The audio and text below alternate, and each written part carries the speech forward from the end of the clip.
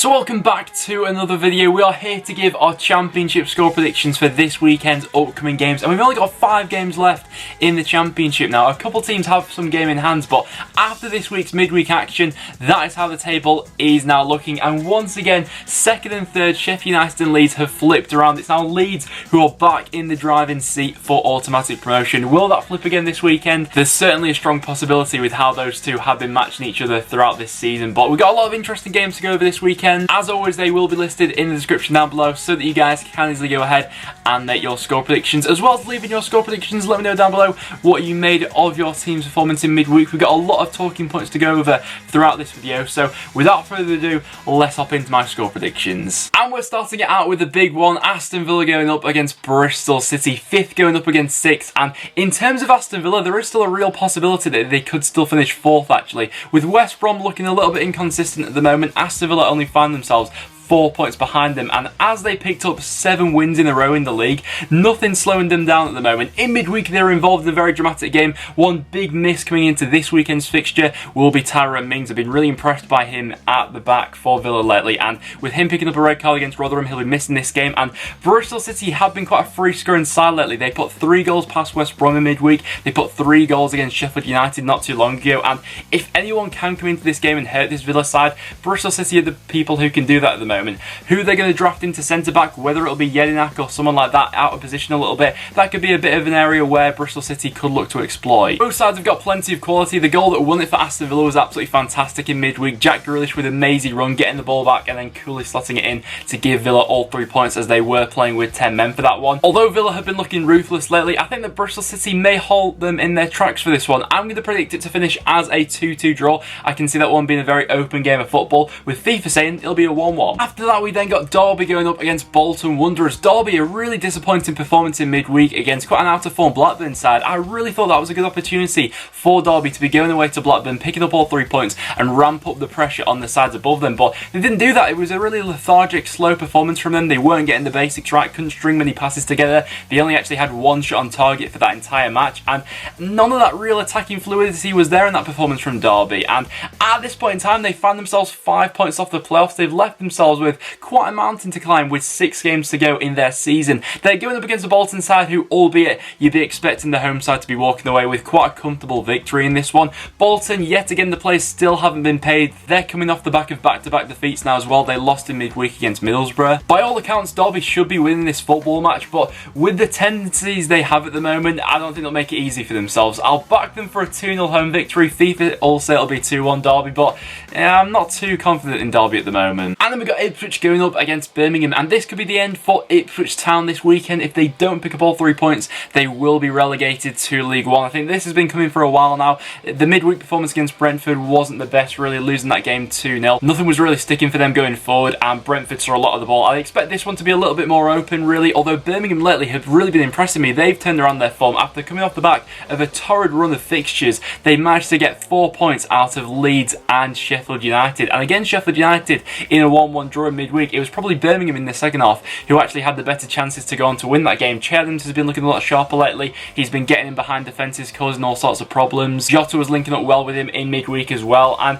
I don't think there'll be all too many goals scored in this one. Although with how Birmingham have been playing lately, I think they've turned around their fortunes a little bit for the rest of the season, and Ipswich at the moment, I think they're just waiting to rebuild for next season now. So for this one, I'll back Birmingham for all 3 points. I'll say they'll win it by 2-0, with FIFA agreeing with me for that one. And then we've got Middlesbrough going up against Hull City. Now, both these sides have an outside chance of making it into the top 6 at the moment, with Middlesbrough sat in 7th and Hull sat in 10th. Hull 5 points off the playoffs, Middlesbrough 4 points off. Middlesbrough finally managed to put an end to that awful losing streak they were on in midweek, beating Bolton Wanderers by 2-0. Ashley Fletcher scoring both goals in that game. However, this one will be a completely different dynamic. Hull lately I've been very impressed by. They've won their last 3 matches now. In midweek, they managed to turn around the game against Wigan, beating them by 2-1. And if Hull want to have an aspiration of making it into the playoffs, they need 3 points in this game. I'd actually go as far to say that if either of these two sides want to be in the playoffs come the end of the season, it needs to be 3 points in this game. A point I don't think does it for these two anymore. It's 2 different styles going up against each other.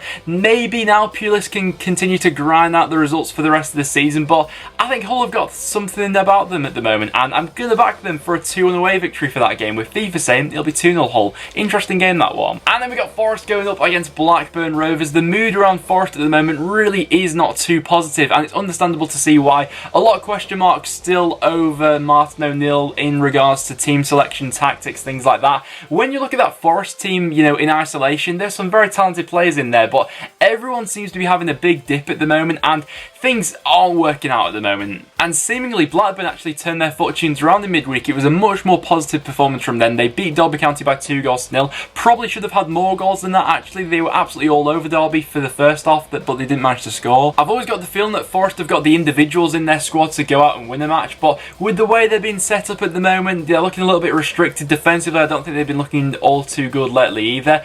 I'm going to say that this one will finish as a 2-2 draw. I can see maybe Forest scoring a couple of goals from set piece and things like that, but from open play I think Blackburn have been looking better lately. Then next up we've got QPR going up against Swansea. QPR managed to scrap out a goalless draw against Millwall in midweek, whereas Swansea beat Stoke very convincingly by 3-1. In their last 3 matches for Swansea, they've scored 9 goals now, and the main man for them at the moment has to be Daniel James. He is scoring some outrageous goals at the moment. The one he scored in midweek, absolutely fantastic technique, cutting inside from the left-hand side and bending it into the far post past Jack Butland. He's going to cause this QPR defence all sorts of problems. QPR, I thought they organised themselves quite well against Millwall. They set up well, dealt with balls coming into the box very well, but it's going to be a different sort of threat against Swansea. Swansea like to hold the ball, can really hurt teams from those wide areas with pace and plays jinxing in and out, like Routledge and James. It's been a while since QPR have seen all 3 points, and I'm not sure if I can see them getting all 3 in this one, particularly with Swansea going very well at the moment, winning their last 3 games. They are a little bit of a streaky team, Swansea, you know, they tend to go in a bit of a bad patch and a bit of a good patch. It's definitely a good moment for them at the moment, and I'm going to back them for all 3 points and a 3-1 away victory for this game. With FIFA saying it'll be a 1-1 draw. And then we've got Reading going up against Brentford. Now this is a massive game in Reading's season in my opinion. After this game against Brentford, they've got Bristol City, West Brom, Middlesbrough and Birmingham to play for their remaining fixtures. That's a really tough run-in for a side near the bottom at the moment, and even with a crazy game in midweek against Norwich City, levelling that one up in the 97th minute to pick up a 2-2 draw, it really was a good away performance from Reading in that game. Even then, they can't take their foot off the gas now. They're currently 2 points above the relegation zone, but looking at every team's fixtures for the rest of the season, I'm really not decided on how many points I think will keep a team up, because I don't think any side near the bottom is going to have a particularly consistent run between now and the end. It's not a bad time to be playing Brentford at the moment. They did beat Ipswich in midweek, but before that a couple of their away performances have been quite lacklustre for pretty much the whole season actually. Defensively there are a couple of holes which you can pick in that team, and I think Reading need to pick up all 3 points in this one. I really do, with the fixtures they've got coming up. So for this one, I'll just back the home side for a 2-1 victory, with FIFA saying it'll be 2-1 Brentford. And speaking about sides at the bottom, we've got Millwall next up, going up against Sheffield United away from home. Millwall, another one of those clubs who find themselves on 41 points, 2 points above the relegation zone. I think they have a slightly more favourable run-in than someone like Reading does, but this one against Sheffield United away is going to be very tough indeed. United now find themselves third in the table after drawing 1-1 with Birmingham in midweek. Really was a tough encounter, that one. Birmingham had some good chances for it, and I think that Sheffield United, not the worst point in the world. I still feel as if there's a lot of time for them to go on and leapfrog Leeds once again in the league. And it's also interesting because Leeds is the evening kickoff on Saturday, so if Sheffield United do go on and pick up all 3 points, it really will vamp up the pressure a little bit more on Leeds playing against Wednesday in the evening. For this one, I don't think there can be any excuses for United not to be winning it though. With them going for automatic promotion, this needs to be all 3 points, and I think they will get it with a 2-0 home victory, with FIFA saying it'll be 2-1 Millwall. And then next up we've got Stoke going up against Rotherham. Stoke games lately have burst back into life. In their last 2 games we've seen 4 goals being scored, which is quite something considering the last 4 all ended as goalless draws. This one is going to be a really interesting encounter though, going up against Rotherham United. In the race for survival in the Championship, Rotherham are the side who find themselves in the most perilous position. They are sat in the relegation zone, 2 points away from safety. However, it's maybe not a bad time to be playing Stoke. They got opened up a little bit against Swansea, and Rotherham, I feel like, did miss quite a big opportunity in midweek, albeit they were going up against a very informed Aston Villa side. But given the circumstances of that game, Villa had to play the majority of it with 10 men. Villa missed a penalty early doors as well, and Rotherham did create quite a lot of chances. You can still tell by looking at the performances, there's still a lot of fight left in this Rotherham side. It's just going forward at times, maybe there's just that bit of lack of quality perhaps. I think every game they're involved in between now and the end of the season is going to be incredibly tight, and the margins for error now are so small. But I actually actually have a bit of a gut feeling that Rotherham may pull a bit of an upset up in this one and walk away with all 3 points. If they do that, considering some of the other fixtures that the sides have near the bottom of the table this weekend, that could really throw things about going into next weekend. So for this one, I'm going to go against the form book a little bit maybe. I'll back Rotherham for a 2-1 away victory, with FIFA saying it'll be 1-0 Stoke. And then next up we got West Brom going up against Preston North End. Now this is a really awkward fixture, the main reason being that Alex Neil is by far the front runner as the favourite to be the next West Brom manager. So it's a little bit weird going into this one. I'm not sure how I'm feeling about it really. It is going to be Gentry Day for Preston, so it should be a good atmosphere at West Brom, but neither side particularly find themselves in a great run of form at the moment. West Brom have lost their last 2 matches now, and if they're not careful, they could be overtaken by Aston Villa. They're only 4 points above them at the moment. Preston, our playoff hopes have really dissipated in the past few weeks. We've lost our last 3 matches. Really have been wavering levels of performances. Our game in midweek against Leeds United, we were second best for the majority of it really. It didn't help when Ben Pearson got sent off, but we actually finished that game without a shot on target. However, I would be expecting us to have a lot more opportunities at goal, considering how West Brom were defending against Bristol City in midweek. They conceded 3 quite quick fire goals in that game. I myself really would be gutted if Alex Neil was to leave, and when I'm recording this at the moment, it's looking, you know, more than likely that eventually that probably will be the case. But for this one, I'm gonna say West Brom will win by 2-1. At the moment, Preston's performance levels really have dipped down. We got a couple of key players out at the moment, and I do feel as if a couple of players aren't fully at it and are sort of playing through injuries at the moment. So I'll say 2-1 West Brom. FIFA will say 1-0 West Brom. I just hope Alex Neil doesn't leave us really. But then, as the evening kick off on Saturday, we've got Leeds United going up against Sheffield Wednesday. A very tasty encounter indeed. Wednesday have probably the slimmest of hopes of making it into the top 6. I don't think that'll be the case anymore, but if they win this game, then that really will throw everything out in the Championship. It is an interesting one for Leeds, as you know, the pressure probably will be on them if Sheffield United have won their game, and in midweek Leeds were comfortably the better side against us, you know, from minute 1 to the 90th minute, despite Preston playing with 10 men for the second half.